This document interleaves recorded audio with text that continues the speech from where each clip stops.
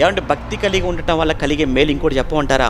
యెహోవా యందు భయభక్తులు కలిగి ఉండుట బహు ధైర్యం పుట్టించును అన్నాడు. కరెక్టేనా? అంటే దేవుని యందు భయభక్తులు కలిగి ఉంటేనట ఏంటట మేలు? ధైర్యం. ఏమండి నిజంగా చెప్తున్నాను, మీరు భయపడుతున్నారా?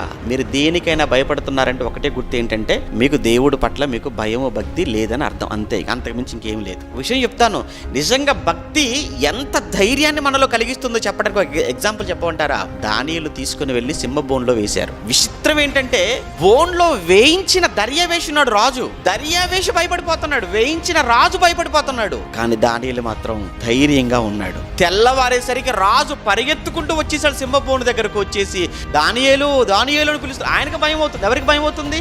బోనులో వేయించిన రాజు భయపడుతున్నాడు తప్ప బోన్లో ఉన్న దానియేలుకు మాత్రం భయమేమి? ఎందుకు భయం లేదు దానియేలుకు?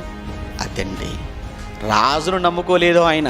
ఎవరిని నమ్ముకున్నాడు? దేవుని నమ్ముకున్నాడు, దేవుని మీద ఆధారపడ్డాడు.